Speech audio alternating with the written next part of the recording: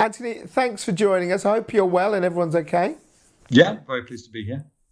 Um, what is Gronn Kontakt?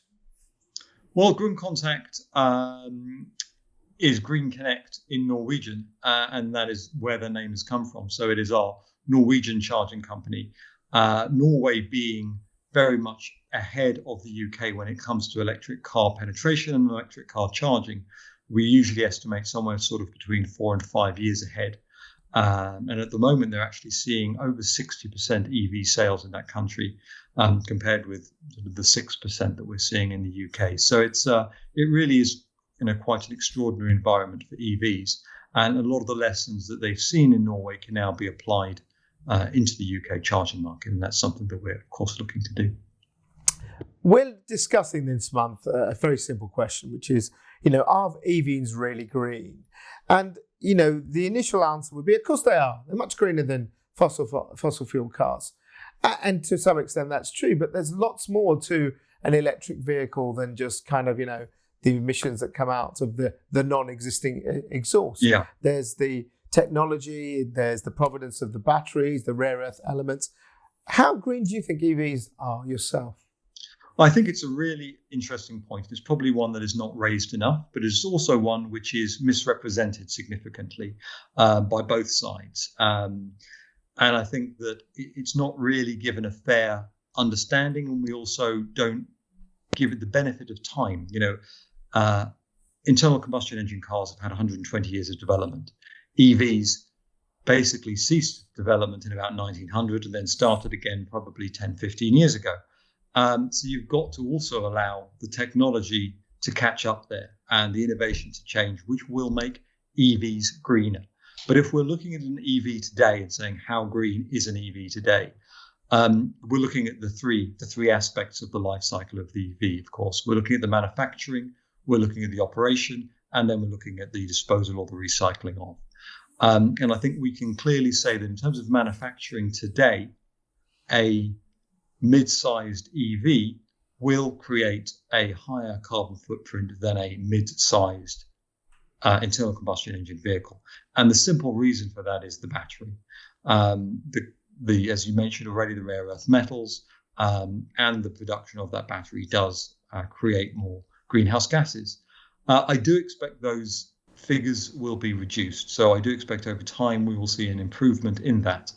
But that initial negativity is quickly offset, and you get very, very different statistics. Is it, in the first 10,000 miles? Is it in the first 50,000 miles? But during the life cycle of the usage of that car, even if the electricity is generated by traditional grid methods, so the energy mix we see in the UK isn't bad, honestly. So I would expect that through the life cycle of that car, there is a significant offsetting on the amount of CO2, the amount of greenhouse gases that are produced by the vehicle. And then in addition to that, I think you also have to say, in terms of clean air quality, which is the big thing we notice, so how green are EVs? One aspect is obviously looking at the overall emissions in the planet, and the other aspect is looking at the clean air and zero tailpipe emissions. And if you're generating power at obviously a wind turbine or at a solar panel, as Statkraft do in the UK, then that is one great advantage. If you're generating by a coal-fired power station or by a gas-fired power station, sure, you do have those CO2 emissions. But equally, you are emitting those gases usually at altitude. You are emitting them after a certain level of cleaning. And that is all better for air quality, certainly locally, certainly in cities, and therefore health of wildlife, health of people. And I think that is something to consider as well. And then the final point, of course, would be on end of life. Recycling of batteries is a very labor-intensive process at the moment.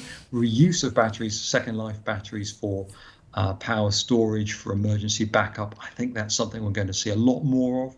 I'm very happy for those car batteries to be used for those processes, and I think that is, in essence, a much better use for them than actually developing new batteries for grid scale storage or for backup for buildings. I'd like to see the batteries that are no longer suitable for vehicles being used, in those processes. And I also think that the cars will be designed in a way that the recycling is made ever easier. So we will see things certainly become greener, along with the energy mix of the UK becoming greener, meaning that though EVs are not an answer, they are certainly part of the journey. And I think now that the weight of the industry is behind them, the release of the ID3 in the UK in the last month is, though not a groundbreaking car, it's a groundbreaking moment that Volkswagen has gone so far, invested so much, and they're doing the whole thing. They're not dipping their toes in here. They are developing the whole vehicle themselves, ground up, and that will be the way these companies really penetrate the market and get the economies of scale there that we will all see us using EVs in 2035 or 2030. If you look at it now, would you say that in a way we're taking a trip back in time?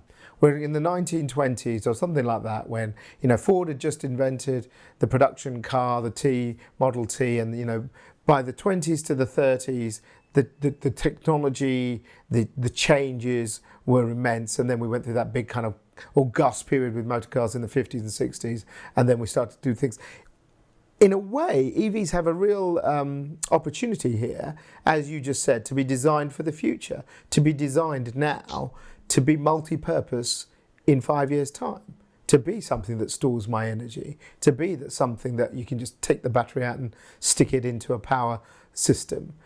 Do you think there's a feeling that is what the industry should be doing? What's your view? You're there working with these companies. You run a big charging company yourself. So are people thinking that forward instead of it's just a form of locomotion? It's a form of energy transition. Well, I think we're already seeing the opportunities of V2G, vehicle to grid, where you plug those cars in. But I think personally, I think V2G is going to be more suitable for certain types of delivery vehicle rather than it's going to be necessarily for home vehicle. And I think there's many developments coming in parallel. And it's interesting to see the development of vehicles over the last 100 years, and then what we're looking at is the development of EVs over the next 20, 30 years. And I think the reality is, as with everything, the development is not going to be mechanical. The development is going to be chemical in terms of battery, and is going to be electronics and technologies and automation in terms of the vehicles themselves. So reducing the environmental impact is potentially some chemical changes in the battery. And then increasingly, I hope we're going to see autonomous vehicles, which are a shared mobility service, which I'm talking 10, 15 years here, but realistically, I think that the numbers are from the RAC quite a while back where 98% of the time vehicles are stationary. Vehicles are parked in driveways. And if we can therefore have 10% of the vehicles that we have today on the road, but driving all the time, apart from those rapid charge ups, which is done automatically out of town at a certain point, we're in a very, very different world than we are today. So I think you have to look very much at the whole picture. I don't think there's going to be one specific thing, and it's not going to be V2G, which is the solution where we all plug our car in and power our houses off it. And it's not going to be that we all have an autonomous vehicle within the next 5 years, and that's how we work. But with a mixture of car sharing, with a mixture of increased autonomy in the vehicles themselves, and with an increase of this flexibility of the power, we're going to see these shifts, and we're going to see these mobility shifts. And I think it's going to be interesting, and I hope the result will be fewer cars, will be less environmental impact, and in the end, easier mobility. You strike a very interesting point there, which is, that's the dream, isn't it? If you're the parent of a teenager, you don't have to go and pick them up from the nightclub. You send the car to do it for you.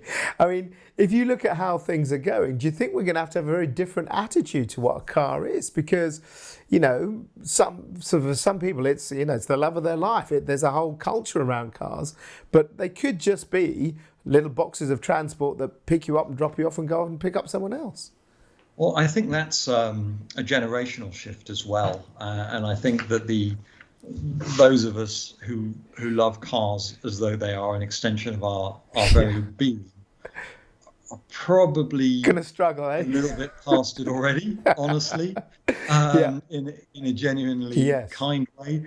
And I'm finding these days that the teenagers are not finding that need, the same need for freedom of car usage that we once found. And as such, I don't think it's going to be a massive change in the outlook of people. I think that's going to be a fairly natural shift.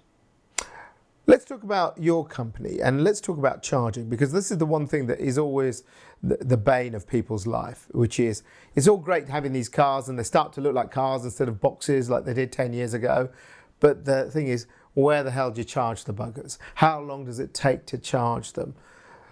When you look at the charging infrastructure, and let's just talk UK rather than what's happening in Europe, do you think we're really behind the curve, or do you think we're actually looking at it in the right way? I don't think the UK is behind the European curve there, particularly. There's been. It's interesting. It's very easy to make people in Norway change to electric cars because there's a huge tax on petrol cars, and when you're removing taxes, you can push people very easily. In the UK, we didn't have such a heavily taxed system to begin with, so making it advantageous is harder. And I think the steps are generally broadly in the right direction. I'm not saying there's not been any missteps in that direction, but I think that things are generally going okay. Now, saying where do you charge cars? What about running out of electricity? There has been a huge amount of scaremongering in the press. There has been a large amount of misinformation there as well. We're going to reach a point where we're not looking for ever increasing range. No one needs a 600-mile range vehicle. We're going to reach a point that certain size of vehicles have certain ranges and people are more satisfied with that. The public infrastructure will be in, I think there's obviously issues that existing public infrastructure, more worrying than maybe the lack of it is the lack of dependability. Because you look on your phone, you see where the charging point you're heading for is, and then either there's a car parked there. It is not functioning. For some unknown reason, you cannot charge. That is the biggest problem. As long as you can plan, as long as you can prepare, driving EVs, even with small batteries, is possible. And I do this myself in a Mark 1 Nissan Leaf, which has, frankly, an embarrassingly low range. I've driven those, yep. But it's possible. Yes. With planning and if you have a good sense of humour. But you have to kind of live by the seat of your pants there with that style of car. But I definitely think that's going to get much, much easier as equipment is replaced with the second generation of equipment. It is more reliable. We have sensors to detect whether that space is being taken by an ICE vehicle, but also that the prevalence of EVs mean that internal combustion engine cars realize that they cannot park there anymore. This is not socially acceptable. This is not the way we get on in this society. So that charging becomes far more predictable. At the moment, still remember, 85% of people charge at home. Very little charging happens in the public charging. Absolutely. Yeah, and that's the point, isn't it? This is where the thing is, that it's the kind of the middle classes, they drive their Teslas.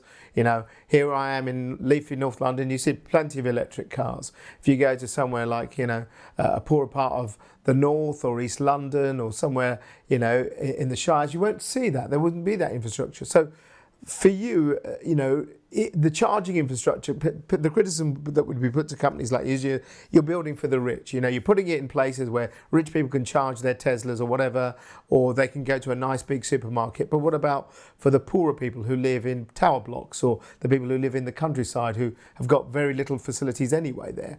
Where do you think companies like you, do you have a moral duty to try and reach that? Or is it a different cultural shift that needs to be pushed by government to say the way we plan this charging infrastructure? I think that's a very good point, and I think actually the government has that moral obligation and has already the desire to do that. There is money available, and we are working actually in Durham across a very rural area Right. using some government funding to install charge points for residential streets, which would make no economical sense if we were doing it purely with our own funds. So we're getting a subsidy there to enable us to install and to operate those chargers. But certainly as a company, we are looking in the UK at different charging solutions for different models. So that means we will look on street charging for residents who do not have driveways. We want to put well-priced chargers on streets in towns where there is not off-street parking. That makes a lot of sense to enable people to charge overnight at a reasonable price. I love the idea of lamppost charging, but when there is not a reserved space, I find it the most frustrating thing. Should have put it in earlier when I mentioned the showing up for a unit that's not working. Yeah. If you get to a lamppost charger, which you think is available, but there is a car parked in front of it, that is less than no use. That is a waste of my last few miles of remaining range to get somewhere that I then have to move on from. So it is a very, very frustrating point. But we will look at all sorts of residential charging when there is reserved bays. But eventually, in 5 years, we won't need reserve bays because everywhere there'll be chargers. But is that your responsibility to try and do that? Or do you think it should be local authorities and government saying, put them in here, like you say, with subsidy? Because some would say, hang on, you're trying to build a business here. You should make the economic decisions to say, we will invest where we can help society as well. Or do you say that really is the job of government? Well, we will invest where we can help society and where we can help the transition if we can make an economic case for it. Gotcha.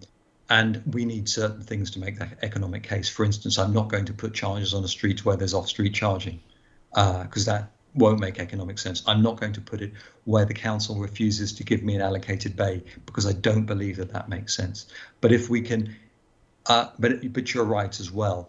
There is going to be a point that I say that street is not suitable for us because it's the wrong potentially economic climate, which is not a reasonable statement, but it's a reasonable statement from a business point of view, but not a reasonable statement to encourage the change to EVs. So we do have to rely on funding, but I think realistically, the government does make that available to local authorities, and it's about local authorities making the decisions quick enough and applying for that money because it is made available to them there. There is a big push for on-street charging from the government. We also, of course, look at what is critical, which is route-enabled rapid chargers. So I do see people having to pay a premium for rapid charging. At the moment, you've got Ionity charging, I think it's 89p, which is basically the same sort of price as petrol or diesel. And I'm not saying that is the future, but certainly there's got to be a premium for this more expensive, hyper fast charging equipment. And that's something which we see as key importance. Again, if you're going to have a car which is a car you only need to charge once a week and you're going to park your car on the street, why not combine it with a coffee, combine it with a shop and do that once a week, rapid charge in 20 to 40 minutes and pay a little bit of a premium for that. That does add an element of convenience. So that's another thing that, I'd see residential parking and charging as one aspect. I'd see rapid charging hubs or rapid charging in route-enabled places as key. And then destination charging, which is, say, 3-4 hour charging, so faster than residential, slower than rapid. We'd see that as absolutely key at shopping centres. We'd see that key as workplaces. And I think, the workplace is the big opportunity for people who potentially don't have that home charging available to them as well. If you can charge at work, you clearly don't need to charge at home as well, because the chances of you covering 400 miles to work and back in a day is pretty slim. You probably need to move closer to your work. Yeah. And just to end, maybe you should.